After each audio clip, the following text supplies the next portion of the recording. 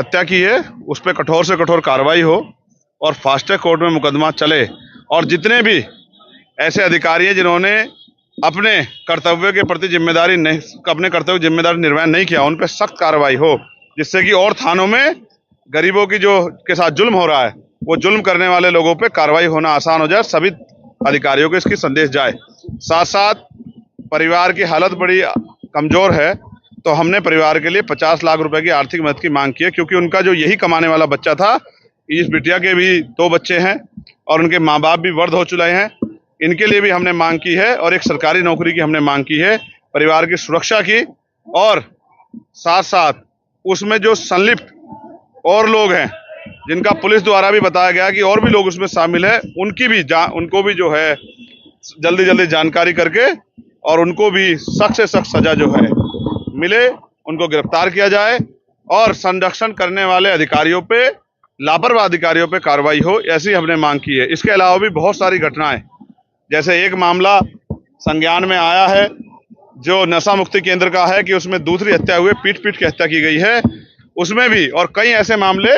जो यहाँ के SPRA को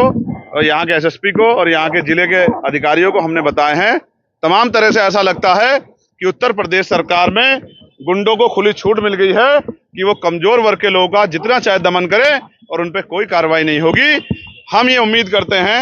आज की इस घटना के बाद, और ये जो हजारों लोग आज यहाँ अलीगढ़ में इकट्ठा हुए हैं, इनके आक्रोश को समझते हुए जिला प्रशासन, पुलिस और सरकार इनका मजबूती से संज्ञान लेगी, और अगर नहीं संज्ञान लेगी तो हमें अपने लोगों के संरक्षण के लिए एक बड़ा मोर्चा जो है जिले वाइज निकालना पड़ेगा। हम किसी भी कीमत पे जुल्म जाते बर्दाश्त नहीं करेंगे और गुंडों को सजा मिले, इसके लिए हम लगातार संघर्ष करते रहेंगे। हमारी ये मांग भी है कि लापरवाह अधिकारियों को चार्ज ना दिया जाए, गैर जिम्मेदार अधिकारियों को किसी भी कीमत से चार्ज ना दिया जाए, और गुंडों की मदद करने वाले अधिकारियों पे मुकदमे दर्ज करके कार्रवाई की जाए।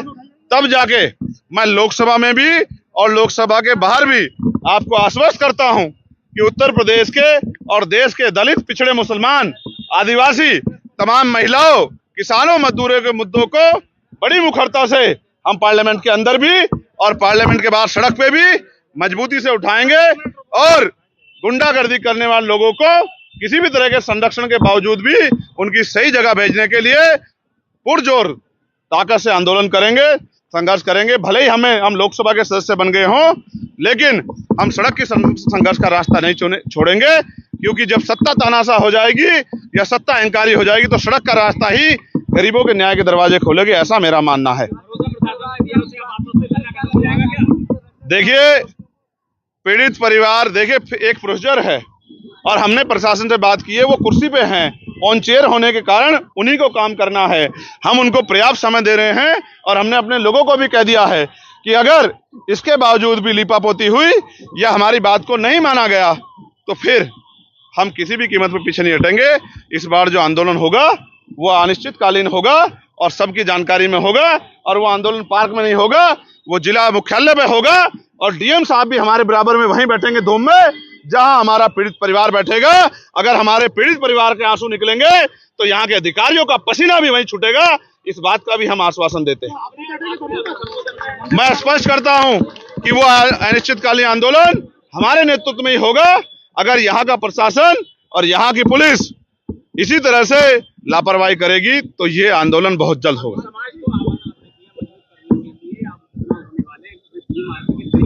मैंने अपने लोगों से ये आग्रह किया है कि ये लोग भी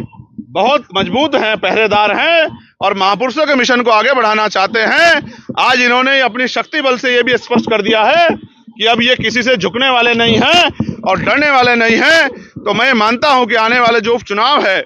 जो खैर का प्रस्तावित उपचुनाव है, 6 महीने के अंदर होना है, मैंने इनसे मांग भी की है कि सिर्फ झंडा और नारे से आगे बढ़ के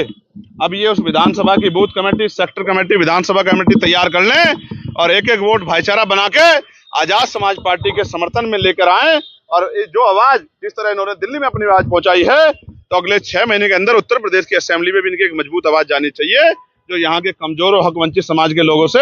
यहाँ की सरकार से आंख में आंख डाल के सवाल पूछ सके। ये पार्टी का इशू है, मेरा इशू नहीं है। पार्टी के नेता खड़े हैं, मंत्री जी खड़े हैं और प्रदेश अध्यक्ष जी और जिले के मंडल के लोग हैं, इनका फैसला, मैं तो वर्कर। एक सेकंड, देखिए मैं ये मानता हूं कि यहाँ के जो एसएसपी हैं, मैं उनको पहले से जानता हूं, एक अच्छे अधिकारी है। मैं इनसे ये भी उम्मीद करता हूं, उन्होंने मुझसे बताया है कि बहुत देर से मेरे संज्ञान में मामला आया, लेकिन उन्होंने मुझे आश्वस्त किया कि वो किसी भी तरह के दबाव को ना लेते हैं और ना इसी मामले में लेंगे। लेकिन अगर हमें कहीं, क्योंकि न्याय करने से ज़्यादा न्याय होना बहुत जरूरी है, दिखना बहुत जरूरी है, कहीं भी अगर हमें अपने स्तर पे लगा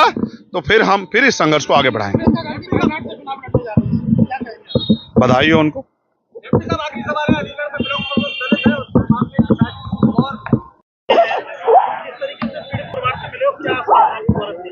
देखिए, मुझे कहने में बड़ा कोई संकोच नहीं है कि उत्तर प्रदेश में अब बोली लगा के दलितों की हत्या होने लगी। यहाँ की जो घटना है वो बहुत डरावनी है। किस तरह से चैलेंज करके एक 22 साल के बच्चे की हत्या कर दी गई, उसके माँ बाप ढूंढते फिरते रहे, थाने के संबंधित अधिकारियों ने लापरवाही बरती, जिसके कारण आज वो बेटा हमारे बीच में नहीं। और तो और जो आरोपी था उसको इतना समय मिला कि उसने आराम से सरेंडर कर दिया, पुलिस को गिरफ्तार नहीं कर पाई। ये पुलिस का इतना बड़ा फेलियर है। उसके साथ, और वो सातिर इतना है, जिसको जुनैल बताया जा रहा है, वो इतना सातिर है कि उसने 5 अन्य लोगों के नाम ले दिए कि ये मेरे साथी थे। बाद में पुलिस का जानकारी में अपनी जो कार्रवाई है, अपनी जांच में मानना है कि वो 5 लोग उसमें नहीं थे, ये उसने किसी और मंशा से दिए। इसका मतलब वो एक सातिर अपराधी है जिसने सोच समझ के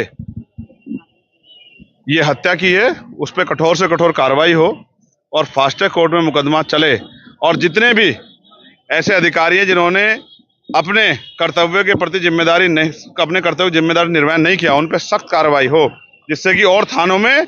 गरीबों की के साथ जुल्म हो रहा है, वो जुल्म करने वाले लोगों पे कार्रवाई होना आसान हो जाए, सभी अधिकारियों को इसकी संदेश जाए। साथ साथ